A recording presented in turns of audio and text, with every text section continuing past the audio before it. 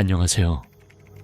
애청자 여러분, 도시의 소음이 잠들고 오직 고요한 어둠만이 우리 곁에 남는 이 시간, 한국의 속삭이는 밤 이야기에 오신 것을 환영합니다. 저는 오늘 밤 당신의 귓게 서늘한 이야기들을 속삭여드릴 박슬기입니다. 오늘 밤 우리가 함께 나눌 이야기들의 주제는 바로 아이를 돌보는 사람들, 그리고 그들이 돌보는 아이들에 관한 것입니다. 아이를 다른 이의 손에 맡기는 일은 세상에서 가장 깊은 신뢰를 바탕으로 합니다. 우리는 그들이 우리의 가장 소중한 존재를 안전하게 지켜줄 것이라고 믿어 의심치 않죠. 하지만 때로는 굳게 닫힌 문 뒤에서, 그 순수한 신뢰의 공간 안에서 우리가 상상조차 하지 못했던 기이하고 무서운 일들이 벌어지기도 합니다. 오늘의 이야기들은 때로는 우리에게 깊은 불안감을, 때로는 차가운 분노를, 그리고 때로는 설명할 수 없는 미스터리를 안겨줄지도 모릅니다. 하지만 이 이야기들은 동시에 우리에게 믿음과 진실의 의미에 대해 다시 한번 생각하게 만들 것입니다. 자, 이제 가장 편안한 자세를 취하시고 이불을 목 끝까지 끌어당기셔도 좋습니다. 그리고 당신의 모든 감각을 열어 지금부터 제가 들려드릴 이야기 속으로 함께 빠져들어 주시길 바랍니다. 오늘 밤 첫 번째 사연은 이제는 어엿한 성인이 된 한 남성, 강민재 씨가 보내주신 자신의 첫 번째 기억에 대한 이야기입니다. 우리 대부분의 첫 기억은 생일 파티의 즐거움이나 부모님의 따뜻한 품, 혹은 푹신한 고민형의 감촉 같은 것들일 겁니다. 하지만 민재 씨의 기억은 조금 다릅니다. 그의 뇌리에 각인된 첫 번째 기억은 차가운 겨울밤의 공기, 활짝 열린 자동차 문, 그리고 한 앳된 소녀가 자신의 목숨을 구해주었던 흐릿한 폭력의 잔상이었습니다. 이제 민재 씨의 기억을 따라 수십 년 전 서울의 어느 겨울밤, 그 운명적인 순간으로 함께 돌아가 보겠습니다. 그날 밤, 그에게는 대체 무슨 일이 있었던 것일까요? 강민재 씨의 이야기는 2004년의 어느 겨울밤, 온 나라가 축구의 함성으로 들썩이던 그날 밤에 시작됩니다. 많은 한국인들이 기억하는, 열정과 환희가 넘치던 그 해에 어느 중요한 국가대표 축구 경기가 있던 날이었습니다. 도시는 온통 붉은색 물결과 대한민국을 외치는 함성으로 가득 차 있었죠. 민재 씨는 당시 고작 두세 살배기, 세상 물정 모르는 어린아이였습니다. 그의 부모님은 오랜만에 친구들과 함께 홍대나 이태원의 한 호프집에서 다 같이 모여 축구를 응원할 계획을 세우셨습니다. 어린 아들을 데려갈 수는 없었기에 그들은 평소 잘 알고 지내던 지인의 딸 박수진이라는 16살 소녀에게 아들을 맡기기로 했습니다. 수진이는 부모님이 보시기에 착하고 책임감 있는 학생이었습니다. 부모님은 그녀에게 아주 명확하고도 단호하게 단 한 가지 임무를 주었습니다. 어떤 상황에서도 집 안에만 머물며 밖으로 나가지 말 것, 경기가 끝나면 바로 돌아올 것이니 잠시만 아이를 잘 봐달라는 부탁과 함께였습니다. 하지만 16, 친구들과 함께 어울려 응원의 함성을 지르고 싶은 마음이 어찌 없었을까요? 부모님이 떠나고 온 도시가 축제의 열기로 뜨거워지자 수진이는 결국 해서는 안 될 선택을 하고 맙니다. 그녀는 집 안에만 있기에는 너무나도 심심하고 답답했습니다. 결국 그녀는 잠깐만, 정말 잠깐만이라는 생각으로 잠든 민재를 작은 유모차에 태워 근처에 사는 친구의 집으로 향했습니다. 민재 씨는 당시의 일을 기억하지 못합니다. 그저 어른이 되어 들은 이야기와 자신의 기억, 깊숙한 곳에 남아있는 단편적인 감각들로 그날 밤을 재구성할 뿐입니다. 차가운 겨울밤의 공기, 유모차가 서울 연남동의 어느 한적한 주택가 골목길을 지날 때 덜컹거리던 느낌, 그리고 멀리서 들려오던 사람들의 희미한 함성소리 같은 것들. 아마도 수진이는 부모님이 알아채시기 전에 충분히 집에 돌아올 수 있을 것이라고, 아주 잠깐의 일탈은 괜찮을 것이라고 생각했을 겁니다. 걸어서 갔으니 그리 멀리 가지는 않았을 테고요. 친구 집에서 어른들의 눈을 피해 모인 10대들은 뜨거운 응원의 열기 속에서 시간 가는 줄 몰랐습니다. 경기는 연장전까지 가는 접전 끝에 한국의 극적인 승리로 끝났고 그들은 환호성을 지르며 기쁨을 만끽했습니다.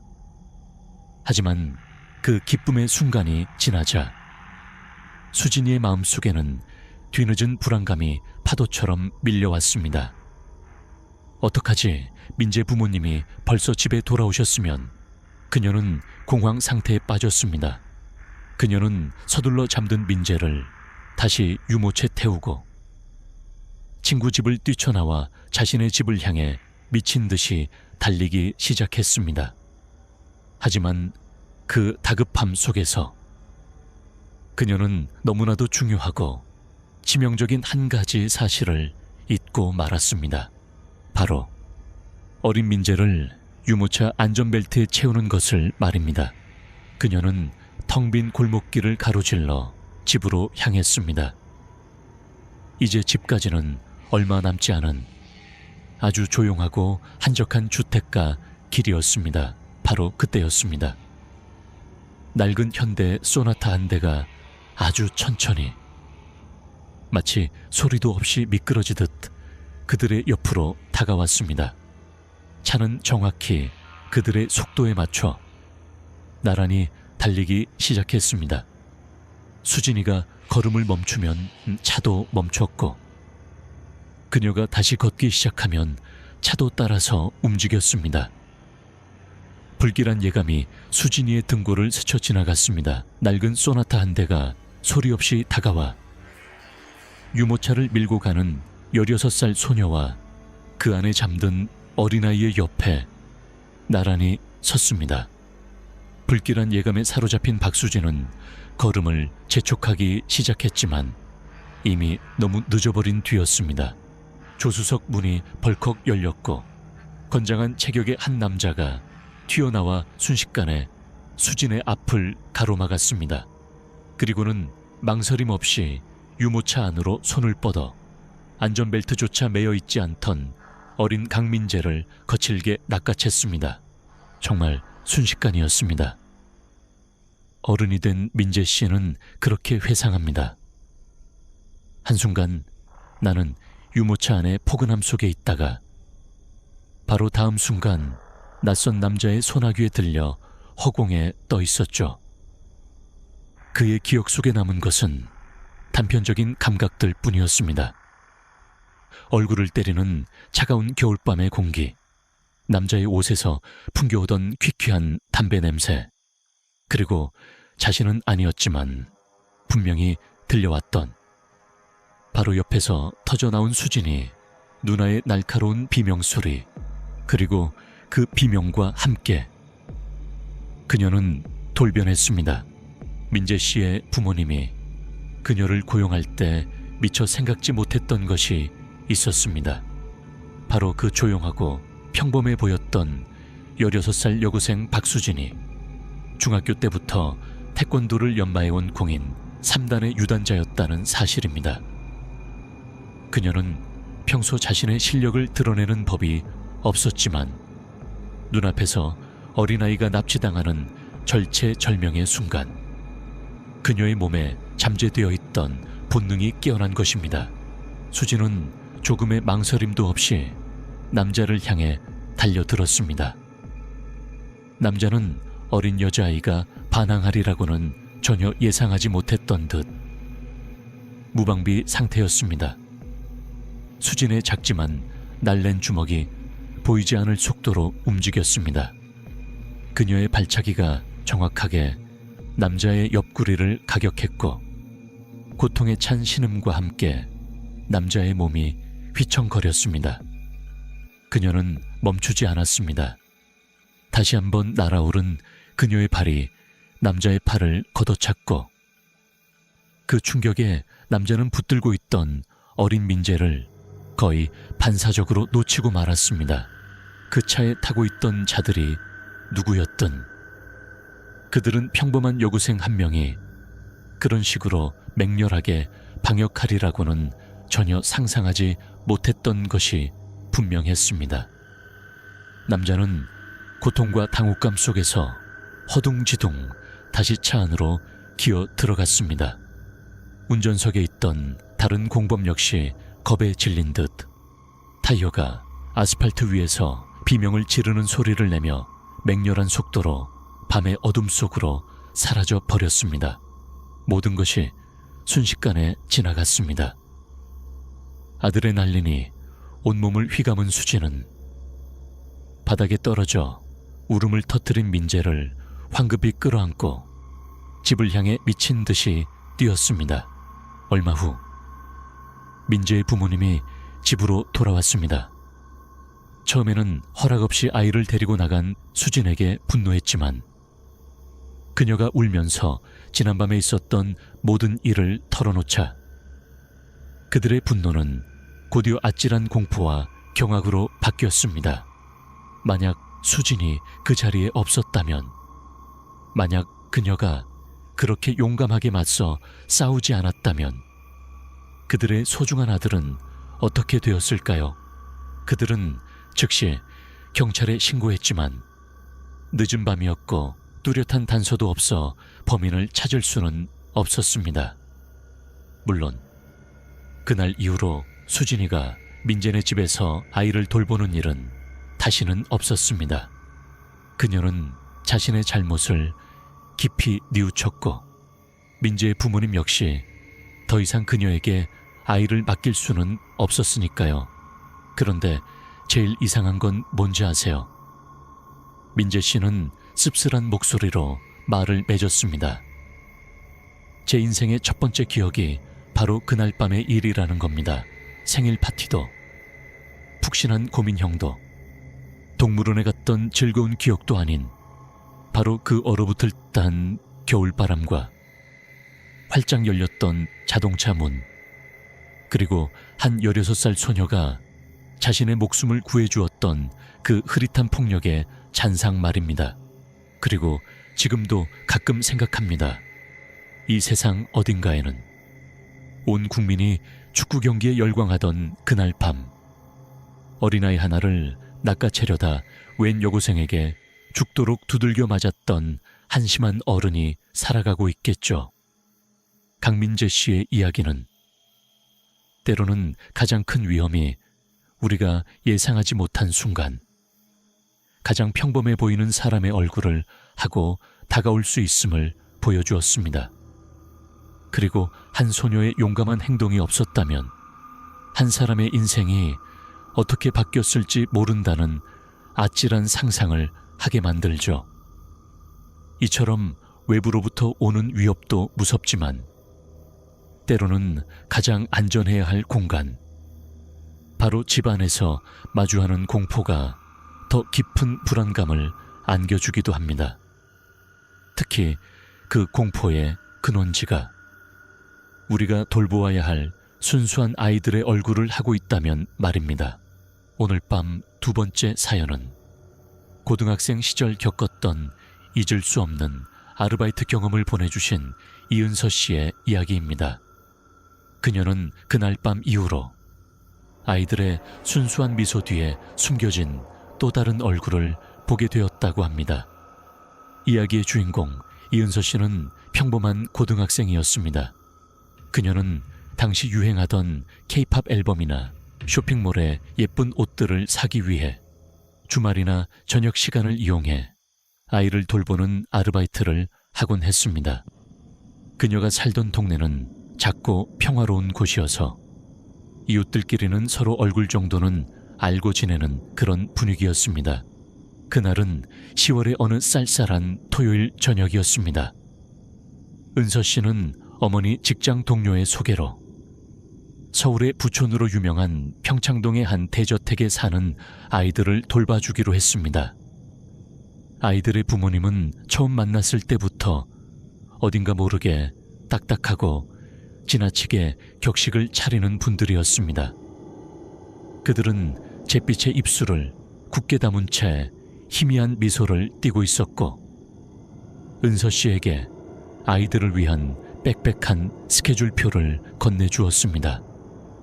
6시 30분 전각에 저녁 식사, 6입시 이후로는 전자기기 금지, 8시 30분에는 무조건 소등, 그리고는 마치 농담처럼 한마디 덧붙였습니다.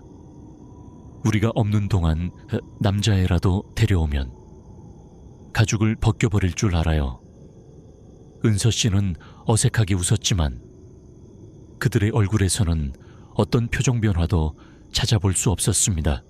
그들이 돌봐달라고 부탁한 아이들은 9살짜리 여자아이 하람이와 7살 남자아이 하준이, 이렇게 남매였습니다. 아이들은 처음에는 아주 예의 바르고 조용해 보였습니다. 하지만 부모님의 차가 현관문을 벗어나 시야에서 사라지는 순간 집안의 공기는 완전히 바뀌었습니다. 누나인 하람이가 동생 하준이를 돌아보며 마치 노래를 부르는 듯한 기묘한 목소리로 말했습니다. 가셨다. 다 가셨어. 이제 우리랑 뼈들만 남았네. 그러자 동생 하준이는 눈 하나 깜빡하지 않고 대답했습니다. 그럼 자르기 놀이 하자. 자르기 놀이. 은서 씨가 그게 무슨 놀이냐고 묻자 하람이는 그녀를 향해 고개를 돌렸습니다. 그리고는 아무런 표정 없는 눈으로 그녀를 빤히 쳐다보며 속삭였습니다. 해보면 알게 될 거예요. 그러고는 천천히 몸을 돌려 복도 저편으로 걸어갔습니다. 은서 씨는 애써 그 상황을 무시하려 했습니다. 아이들이란 원래 이상한 말을 하기도 하니까. 하지만 그 후 1시간 동안 아이들은 그야말로 작은 악마들처럼 돌변했습니다. 그녀가 정해진 규칙을 따르려 할 때마다 온갖 핑계를 대며 반항했고, 그녀가 공포영화 괴물을 보여주는 것을 거부하자 하람이는 어깨를 으쓱하며 말했습니다. 좋아요. 그럼 우린 지하실에 내려가서 분신사바나 할래요. 언니도 듣고 싶으면 같이 가도 돼요. 분신사바는 한국 아이들 사이에 유행하는 일종의 강령술 놀이였습니다. 그 말을 들은 후 은서 씨는 아이들을 단 한순간도 자신의 시야에서 벗어나게 해서는 안 되겠다고 결심했습니다. 저녁 식사 준비는 간단했습니다. 김치볶음밥과 계란국. 은서 씨가 부엌에서 한창 요리를 하고 있을 때였습니다. 거실에서 쨍그랑은 하는 요란한 소리가 들려왔습니다. 그녀가 놀라 달려가 보니 거실 바닥에는 유리 액자가 산산조각 난 채 흩어져 있었습니다. 하람이는 그 옆에 태연한 얼굴로 서 있었습니다. 미끄러졌어요. 아이의 목소리는 너무나도 평온해서 그 표정과 전혀 어울리지 않았습니다.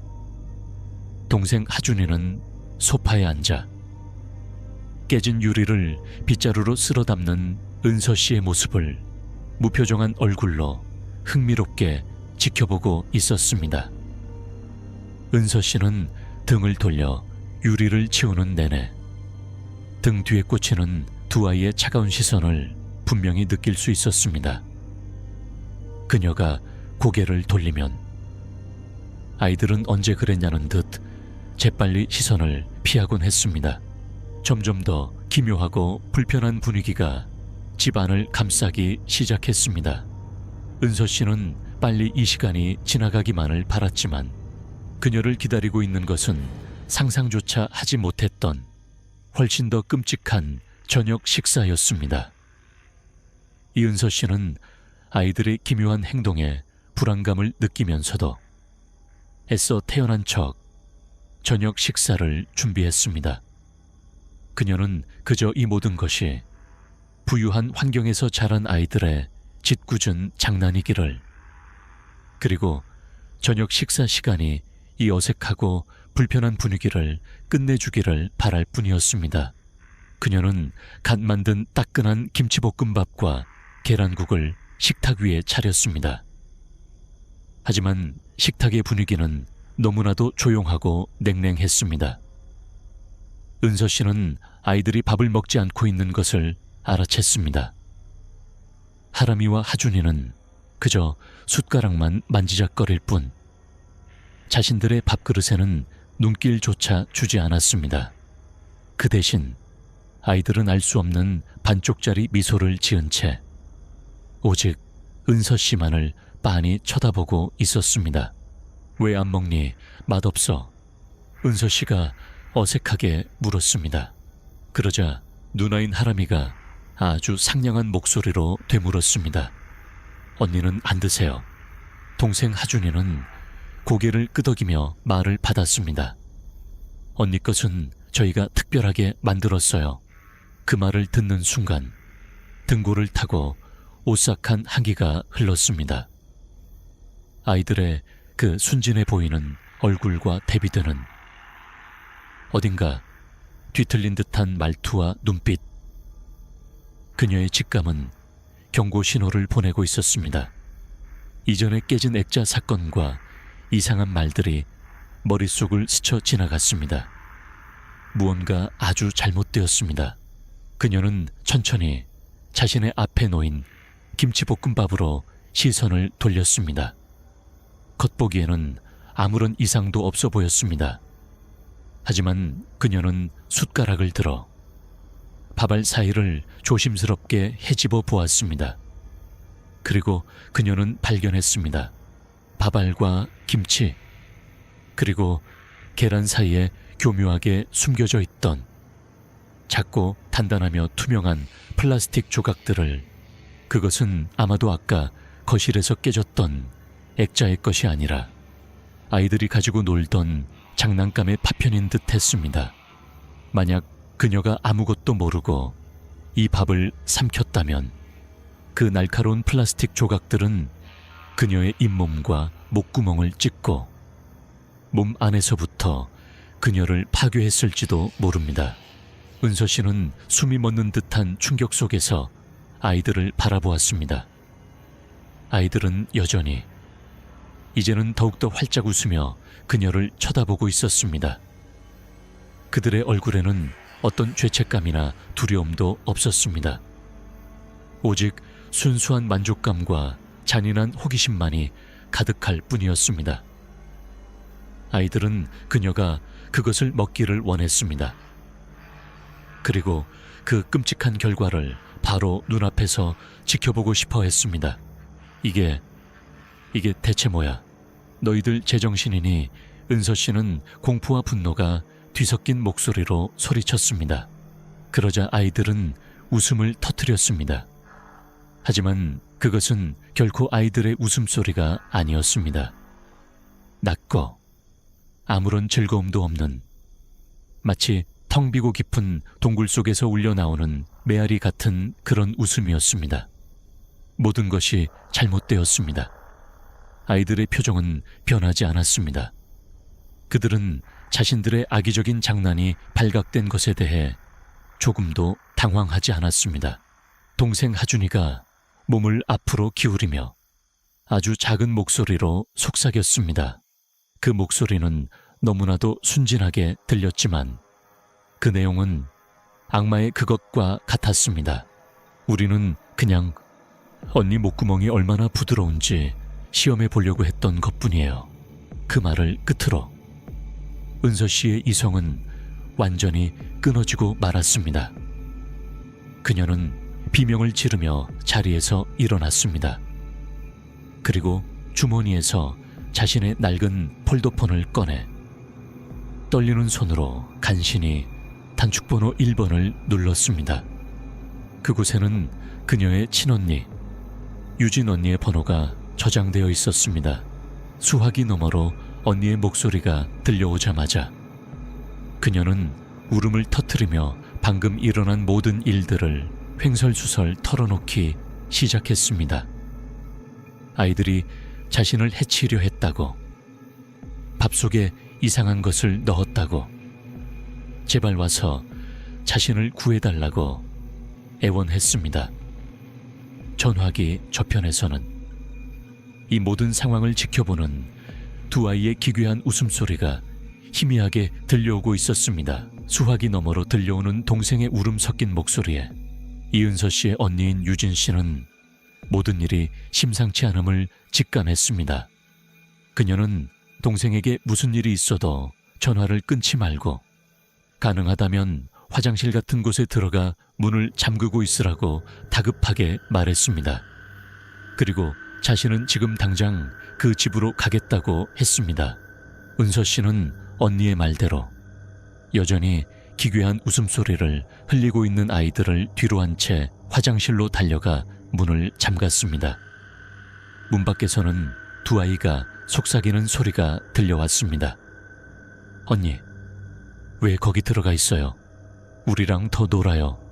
그 목소리는 너무나도 순진하게 들렸지만 은서 씨에게는 악마의 속삭임과도 같았습니다.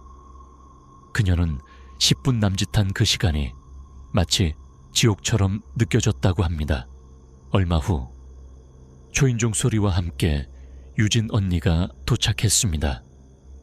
그녀는 문을 열어주지 않는 은서 씨와 아이들 때문에 거의 문을 부술기세로 두드리며 소리쳤습니다.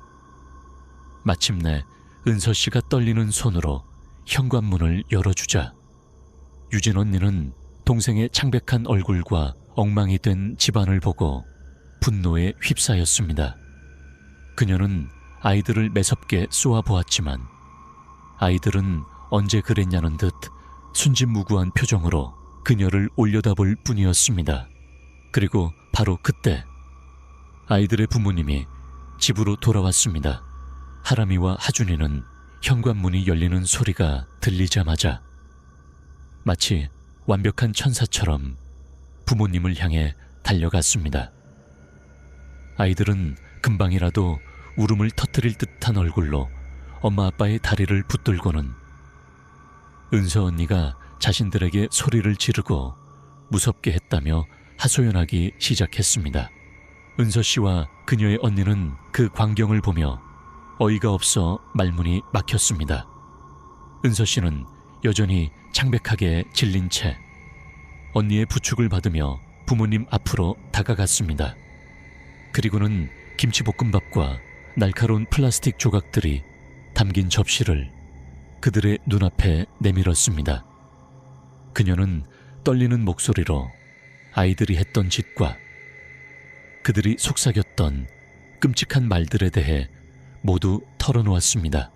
아이들의 어머니는 그 접시를 한 번, 그리고 엄마 다리 뒤에 숨어 순진한 척하는 자신들의 아이들을 한 번 번갈아 보았습니다. 그리고는 아주 희미하고도 냉담한 미소를 지으며 말했습니다. 어머나, 우리 하준이가 요즘 실험에 관심이 많아져서요. 제가 나중에 잘 타일러 둘게요. 그나저나 액자는 왜 깨뜨렸니? 은서야, 그것이 전부였습니다. 사과도, 아이들에 대한 질책도, 그리고 은서 씨의 안위에 대한 걱정도 없었습니다. 그저 모든 것을 아이의 철없는 실험으로 치부해버리는 너무나도 차갑고 무책임한 태도였습니다. 그 순간 은서 씨는 이 부모 역시 정상적인 사람들이 아니라는 것을 깨달았습니다. 더 이상 아무 말도 할 필요가 없었습니다. 은서 씨와 언니는 말없이 그녀의 짐을 챙겨 그 집을 나섰습니다. 은서 씨는 다시는 그곳으로 돌아가지 않았습니다. 차를 타고 그 대저택을 떠나면서 유진 언니가 무심코 한마디를 던졌습니다. 은서야, 저기 좀 봐. 그녀가 가리키는 곳을 보자 저택 2층에 한 창문가의 하람이와 하준이가 서 있었습니다. 아이들은 떠나는 그들을 가만히 내려다보고 있었습니다. 손을 흔드는 것도 아니었습니다. 그저 지켜보고만 있었습니다. 그리고 그 아이들은 웃고 있었습니다. 어른이 된 지금도. 은서 씨는 가끔 그날 밤의 일을 떠올린다고 합니다. 그리고 스스로에게 질문을 던지죠. 만약 내가 그 김치볶음밥을 확인하지 않았다면, 만약 단 한 숟가락이라도 삼켰다면 어떻게 되었을까? 그리고 왜 그 부모님은 평범한 사람들처럼 반응하지 않았을까? 어쩌면 그들은 자신들의 아이들이 어떤 존재인지 이미 알고 있었던 것은 아닐까? 그녀는 그 질문에 대한 답을 결코 얻지 못할 것입니다. 다만 아이들의 그 순수한 얼굴과 대비되던 차가운 눈빛, 그리고 마지막으로 창가에서 보았던 그 기묘한 미소만이 그녀의 기억 속에 영원히 지워지지 않는 상처이자 악몽으로 남아있을 뿐입니다. 이은서 씨가 평창동의 그 대저택에서 겪었던 일은 아이의 순수한 얼굴 뒤에 숨겨진 악의가 얼마나 소름 끼치는 것인지를 보여주었습니다. 그리고 그 악의를 묵인하는 듯한 부모의 태도는 어쩌면 아이들의 행동보다 더 큰 공포와 의문을 남겼죠. 신뢰라는 것은 이처럼 쉽게 부서질 수 있는 것입니다. 특히 그것이 우리의 가장 소중한 존재, 바로 아이들과 관련된 일일 때는 더욱 그렇습니다. 오늘 밤 마지막 사연은 두 아이의 엄마인 윤서아 씨가 보내주신 이야기입니다. 이 이야기는 초자연적인 현상에 대한 것이 아닙니다. 하지만 어쩌면 오늘 밤 들으신 그 어떤 이야기보다도 더 현실적이고, 그래서 더 등골이 오싹해지는 공포를 담고 있을지도 모릅니다. 이것은 신뢰가 어떻게 배신당하고 평온한 일상 뒤편에서 어떤 끔찍한 일들이 벌어질 수 있는지에 대한 한 엄마의 가슴 아픈 경고입니다. 이야기는 몇 해 전으로 거슬러 올라갑니다. 서아 씨는 둘째 아이 준서를 낳은 후 6개월간의 출산 휴가를 마치고 직장으로 복귀해야 했습니다. 당시 첫째 아들 시우는 4살이었고 둘째 준서는 이제 막 6개월 된 아기였습니다. 맞벌이를 하는 그들 부부에게 두 아이를 동시에 돌보는 것은 현실적으로 불가능했고, 어린이집 종일반에 자리가 나기를 기다리는 동안 아이들을 돌봐줄 사람을 구해야만 했습니다. 그때 그녀가 자주 활동하던 맘카페의 한 친구가 자신의 아이들을 몇 년간 돌봐주었던 분이라며 아주 믿을 만한 분이라고 한 아주머니를 소개해 주었습니다. 이름은 미선 씨였습니다. 서아 씨가 직접 만난 미선 씨는 소문 그대로 아주 온화하고 차분하며 아이들을 능숙하게 다루는, 그야말로 할머니처럼 포근한 인상의 소유자였습니다. 그녀는 서아 씨 부부의 집으로 와서 평일 동안 두 아이를 돌봐주기로 했습니다. 서아 씨는 마침내 한시름 놓았다고 생각했습니다. 처음 일주일 동안은 모든 것이 완벽해 보였습니다. 미선 씨는 아이들을 정성껏 돌보았고 아이들 역시 그녀를 잘 따르는 듯했습니다. 하지만 그 평화는 그리 오래가지 않았습니다. 일주일쯤 지났을까, 서아 씨는 퇴근하고 집에 돌아올 때마다 아이들의 상태가 어딘가 이상하다는 것을 느끼기 시작했습니다. 아이들은 언제나 너무나도 피곤해 보였습니다. 첫째 시우는 늘 눈에 초점이 없고 흐릿했으며 평소의 활발함은 온데간데 없이 소파에 축 늘어져 있기 일쑤였습니다. 6개월 된 아기 준서는 더욱 심각했습니다. 젖을 먹여야 할 시간에도 눈을 거의 뜨지 못하고 잠만 잤고, 한때는 방긋방긋 웃으며 온몸을 버둥거리던 아기는 이제 장난감에도 아무런 관심을 보이지 않는, 그저 힘없이 누워만 있는 인형처럼 변해버렸습니다. 서아 씨가 이상하게 여겨 미선 씨에게 물으면 그녀는 언제나 온화한 미소와 함께 대답했습니다. 어머님, 걱정 마세요. 오늘 아이들이 어찌나 활발하게 놀았는지요. 스스로 지쳐서 골 핫떨어졌어요.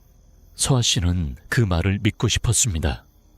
하지만 그런 날들이 매일같이 반복되자 그녀의 마음속에는 의심의 씨앗이 싹트기 시작했습니다. 그리고 얼마 지나지 않아 더욱 걱정스러운 증상이 나타났습니다.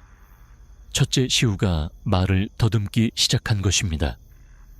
그것은 아이들이 말을 배우는 과정에서 나타나는 자연스러운 더듬거림이 아니었습니다. 마치 무언가에 심하게 놀라거나 극도의 불안감을 느낄 때 나타나는 그런 종류의 신경질적인 말더듬이었습니다.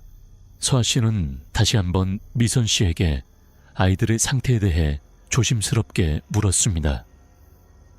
혹시 아이들이 아픈 것은 아닌지, 아니면 자신이 없는 동안 무슨 특별한 일이라도 있었던 것은 아닌지 하고 말입니다.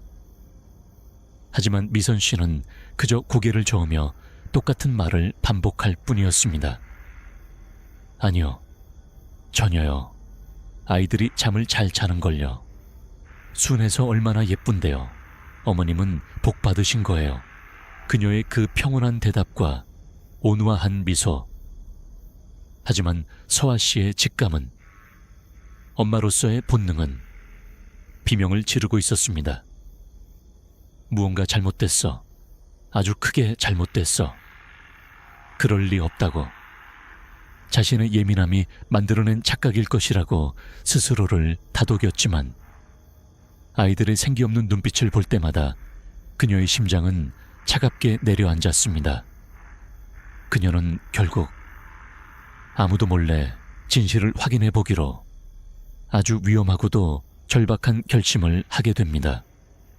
아이들의 생기 없는 눈빛과 아들의 불안한 말더듬, 윤서아 씨의 마음속에서 의심의 씨앗은 걷잡을 수 없이 자라나고 있었습니다. 그녀는 더 이상 온화해 보이는 부모 미선 씨의 말을 믿을 수가 없었습니다. 결국 그녀는 남편과 상의한 끝에 불편하고 죄스러운 마음이 들었지만 아이들의 안전을 위해 거실에 아무도 모르게 작은 카메라를 설치하기로 결심했습니다. 그것은 흔한 스마트폰 충전기처럼 생긴 와이파이 기능이 있는 아주 작은 몰래 카메라였습니다. 진실을 확인하고 싶은 마음과 혹시라도 모든 것이 자신의 오해일지도 모른다는 두려움이 그녀의 마음속에서 복잡하게 뒤엉켰습니다. 다음 날 서아 씨는 출근하자마자 떨리는 손으로 휴대폰을 꺼내 카메라의 라이브 영상을 확인했습니다. 처음 1시간 동안은 모든 것이 평소와 다름없었습니다. 미선 씨는 아이들에게 책을 읽어주기도 하고 장난감을 가지고 놀아주기도 했습니다. 서아 씨는 역시 내가 너무 예민했나 봐 하고 안도하며 잠시 휴대폰을 내려놓으려 했습니다. 바로 그때였습니다. 그녀는 영상 속에서 자신의 심장이 멈추는 듯한 광경을 목격하고 말았습니다. 미선 씨는 여전히 온화한 미소를 띤 채 부엌으로 가더니 작은 약병 하나를 들고 나왔습니다. 그리고는 아기 식탁 의자에 앉아있는 6개월 된 아들 준서에게 숟가락으로 분홍색 액체를 떠먹이기 시작했습니다. 그것은 아이들이 감기에 걸렸을 때 흔히 먹는 해열제 시럽처럼 보였습니다. 그리고는 첫째 아들 시우에게도 그 액체를 아이가 마시는 주스컵에 몰래 섞어주었습니다. 그녀는 시우에게 말했습니다. 자, 우리 시우, 이거 다 마시고 이제 코 잘 시간이야. 그것은 한 번이 아니었습니다. 하나의 패턴이었습니다. 서아 씨가 아이들을 맡기고 출근한 지 1시간도 차에 되지 않아 미선 씨는 매일같이 아이들에게 그 정체 모를 약을 먹였던 것입니다. 아이들이 약 기운에 취해 깊고 부자연스러운 잠에 빠지고 나면 그녀는 아이들을 어두운 방에 눕혀두고 거실 소파에 앉아 오후 내내 유유자적하게 드라마를 보거나 휴대폰을 만지작거리며 시간을 보냈습니다. 서아 씨는 속이 메스꺼리는 것을 느끼며 온몸이 분노와 배신감으로 부들부들 떨리는 것을 느꼈습니다. 그녀는 즉시 사무실에서 같은 영상을 보고 있던 남편에게 전화를 걸었고 그들은 망설임 없이 경찰에 신고했습니다. 얼마 후 서아 씨 부부와 함께 경찰이 집에 들이닥쳤을 때 미선 씨는 여전히 소파에 앉아 태연하게 텔레비전을 보고 있었습니다. 그녀는 갑작스러운 상황에 당황하면서도 끝까지 자신의 결백을 주장했습니다. 하지만 경찰이 그녀의 가방과 부엌 싱크대 아래를 수색했을 때 모든 진실이 드러났습니다. 그녀의 가방에서는 어린이용 감기 시럽이 나왔고 싱크대 밑에 숨겨둔 성인용 수면 유도제까지 발견되었습니다. 그녀는 이 2가지 약을 몰래 섞어 아이들에게 먹여왔던 것입니다. 병원 검사 결과 두 아이의 몸에서는 권장량의 몇 배에 달하는 약물 성분이 검출되었습니다. 특히 아기였던 준서의 경우에는 자칫하면 생명이 위험할 수도 있었던 아찔한 상황이었습니다. 미선 씨는 결국 아동학대 및 상해 그리고 불법 약물 투여 등의 혐의로 체포되었습니다. 그녀는 법정에서 자신이 2 아이를 돌보는 것이 너무 벅차서 그저 아이들을 편안하게 재우기 위해 그랬을 뿐이라고 변명했지만 그 어떤 변명도 그녀의 끔찍한 행동을 정당화할 수는 없었습니다. 그녀는 결국 징역 5년형을 선고받고 교도소에 수감되었습니다. 다행히 서아 씨의 2 아이들은 건강을 회복했습니다. 첫째 시우는 한동안 심리치료를 받은 후에야 말더듬 증세가 사라졌고 둘째 준서도 몇 달간의 회복기를 거쳐 예전의 활발함을 되찾았습니다. 하지만 서아 씨는 그날의 기억 때문에 여전히 밤잠을 설친다고 합니다. 그녀는 아이들이 조금이라도 평소보다 조용하면 덜컥 겁이 나서 아이들의 숨소리를 확인하곤 한다고 했습니다. 그녀는 저희에게 이렇게 말했습니다. 만약 당신이 아이를 돌보는 사람에 대해 조금이라도 이상한 느낌을 받는다면 절대 그 직감을 무시하지 마세요. 모든 것이 겉보기에는 완벽해 보일지라도 말입니다.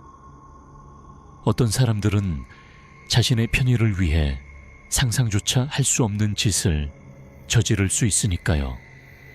저를 가장 소름 끼치게 만드는 것은 만약 우리가 조금만 더 늦게 그 사실을 알았더라면 우리 아이들을 영원히 잃어버렸을지도 모른다는 생각입니다.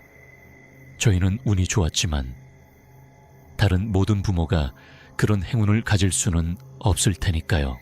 서아 씨의 이야기는 때로는 가장 무서운 공포가 귀신이나 유령이 아니라 바로 우리 곁 가장 신뢰하는 사람의 미소 뒤에 숨어 있을 수도 있다는 사실을 다시 한번 일깨워 줍니다.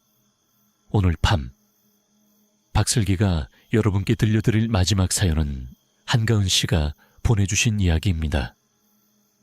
그녀의 이야기는 우리에게 때로는 가장 끔찍한 공포가 눈에 보이는 위협이 아니라 완벽해 보이는 일상 뒤에 숨겨진 차가운 진실일 수 있음을 보여줍니다. 이것은 한 부유한 저택의 아름다운 외관 뒤에 감춰진 아이들을 위한 보호라는 이름의 기괴한 감옥에 대한 이야기입니다. 이야기는 몇 해 전, 개운 씨가 막 대학을 졸업하고 사회에 첫 발을 내디뎠을 때 시작됩니다. 22살의 그녀는 모두가 부러워할 만한 꿈의 직장처럼 보이는 일자리를 구하게 되었습니다. 바로 서울의 전통적인 부촌인 성북동이나 한남동에 위치한 한 부유한 가정의 입주 과외교사 겸 부모 자리였죠. 그녀가 일하게 된 집은 그야말로 건축 잡지에서 막 튀어나온 듯한 거대하고 현대적인 저택이었습니다. 잘 가꾸어진 넓은 잔디와 모든 것이 맞춤 제작된 듯한 고급스러운 인테리어. 아이들의 부모인 박 사장님 내외는 아주 교양 있고 세련된 분들이었습니다. 그들은 개운 씨를 정중하고 따뜻하게 맞아주었죠. 그들에게는 9살짜리 아들 준혁이와 6살짜리 딸 유나, 이렇게 두 아이가 있었습니다. 아이들은 예의 바르고 사랑스러웠지만 특히 아들인 준혁이는 나이에 비해 어딘가 지나치게 조용하고 내성적인 아이였습니다. 첫날, 아이들의 어머니는 개은 씨에게 집 안을 안내하며 몇 가지 규칙들을 설명해 주었습니다. 어떤 규칙들은 충분히 이해할 만한 것들이었습니다. 인스턴트 음식 금지, 어른의 감독 없이는 전자기기 사용 금지 같은 것들 말이죠. 하지만 어떤 규칙들은 상식적으로 납득하기 어려웠고 어딘가 과도하다는 느낌을 주었습니다. 복대는 여러 대의 CCTV가 설치되어 있었고 아이들 방에는 동작 감지기까지 달려 있었습니다. 그리고 가장 큰 위험 신호는 바로 아이들의 방문 바깥쪽에 설치된 육중한 전자 도어록이었습니다. 안쪽이 아닌 바깥쪽에서만 잠글 수 있는 구조였습니다. 아이들의 어머니는 그 도어록을 아무렇지 않게 손짓으로 가리키며 아주 평온한 목소리로 설명했습니다. 이건 다 아이들 안전을 위한 거예요. 매일 밤 9시 30분이 되면 보안 시스템이 작동하면서 자동으로 잠긴답니다. 물론 아이들이 급하게 저희를 찾아야 할 때를 대비해서 비상코드는 저희가 가지고 있고요. 개운 씨는 그 말을 듣는 순간 애써 미소를 지으며 고개를 끄덕였지만 속으로는 위장이 뒤틀리는 듯한 기분이 들었다고 합니다. 대체 어떤 위험이 있기에 아이들을 자신의 방 안에 가두어야만 한단 말인가. 그녀가 그 집에서 맞이한 두 번째 밤이었습니다. 아이들을 침대에 눕히고 잘 자라는 인사를 건넨 후 그녀는 복도로 나왔습니다. 잠시 후 정확히 9시 30분이 되자 복도에서 찰칵 하는 날카로운 기계음이 연달아 들려왔습니다. 두 아이 방문 위에 작은 LED 램프에 붉은빛이 들어오며 문이 잠겼음을 알렸습니다. 개운 씨는 복도에 잠시 서서 굳게 닫힌 그 두 개의 방문을 멍하니 바라보았습니다. 그날 밤 그녀는 거의 잠을 이루지 못했습니다. 그 집의 고요함은 더 이상 평화롭게 느껴지지 않았습니다. 그것은 마치 감옥의 정적처럼 무겁고 숨막히는 불안감으로 그녀를 짓누르기 시작했습니다. 그녀는 이 완벽해 보이는 저택에 무언가 아주 잘못된 비밀이 숨겨져 있음을 직감했습니다. 그날 밤 이후로 한계은 씨의 꿈 같았던 입주 과외교사 생활은 점차 악몽으로 변해가기 시작했습니다. 그녀는 그 집에서의 일과에 결코 익숙해질 수 없었습니다. 매일 밤 9시 30분 정각이 되면 어김없이 복도에서 들려오는 찰칵 하는 날카로운 전자음은 그녀의 심장을 옥죄는 공포의 신호가 되었습니다. 그 소리가 울려 퍼질 때마다 그녀는 이 깨끗하고 현대적인 저택이 사실은 아이들을 가두기 위한 거대하고 아름다운 감옥이라는 사실을 다시 한번 깨달아야만 했습니다. 그 후 몇 주 동안 개훈 씨는 아이들의 아주 작지만 그래서 더욱 신경 쓰이는 이상 행동들을 발견하기 시작했습니다. 그 모든 행동들은 이 집을 지배하는 기묘하고 억압적인 분위기와 깊숙이 연결되어 있는 듯 했습니다. 아들인 준혁이는 아빠인 박 사장님이 예고 없이 방에 들어올 때마다 마치 전기의 감전이라도 된 것처럼 움찔하며 몸을 떨었습니다. 아이는 결코 아빠와 눈을 마주치지 않았고 늘 고개를 숙인 채 단답형으로만 대답했습니다. 준혁이는 그저 내성적인 아이가 아니었습니다. 아이는 무언가를 혹은 누군가를 두려워하고 있었습니다. 딸인 유나는 아직 어려서인지 조금 더 표현을 하긴 했지만 그 아이가 던지는 질문들은 때로 개훈 씨의 등골을 서늘하게 만들었습니다. 어느 날 밤, 유나는 잠자리에 들기 전 가훈 씨의 옷소매를 붙들고 아주 작은 목소리로 속삭였습니다. 선생님, 오늘 밤에도 엄마가 문을 확인할까요? 또 다른 날에는 방문 위에서 깜빡이는 붉은 LED 불빛을 가리키며 물었습니다.